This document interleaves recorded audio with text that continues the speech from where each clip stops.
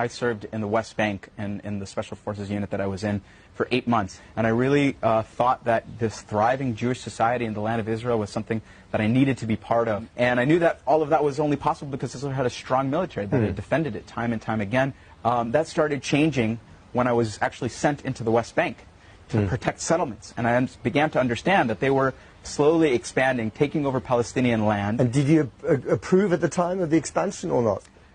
I think before I went in, I approved of it. When I saw what it actually meant, and I saw that we were just imposing a military regime over Palestinian civilians, I began to question it. You've written very movingly about your experience and your conversion, if you like, after you were in Gaza as an IDF soldier. Just tell us about what it was like to do house-to-house combat in Gaza. When I was sent in, we were told we have to provide this perimeter for the engineer corps to demolish attack tunnels that had gone into Israel. And we were told that all the civilians had fled.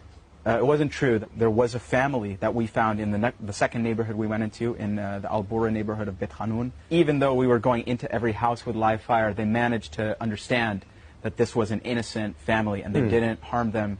They gave them food and gave them water, and they guarded them for many days.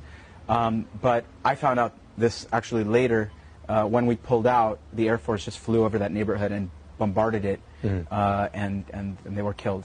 That family? That family, yeah. All along you were told by your commanders that this was to eliminate the Hamas threat. And how did that work out? Not only did we not eliminate the threat, but actually Hamas got stronger in many ways because of our efforts. What I learned was that my government facilitated the transfer of hundreds of millions of dollars, which went to Hamas from Qatar. And also, at the same time, we tried to defund and delegitimize the Palestinian factions and Palestinian organizations that recognize international law, that renounce violence. And recognize the State of Israel, and recognize the State of Israel and are willing to negotiate with the State of Israel. So why were they doing that, do you think? What has been written and what has been stated openly by even senior members of this current government, including Netanyahu, is that they considered Hamas to be an asset. And because their ultimate goal was not to defeat Hamas, their ultimate goal was to prevent the creation of a Palestinian state. And it was actually convenient and useful to have the Palestinian leadership split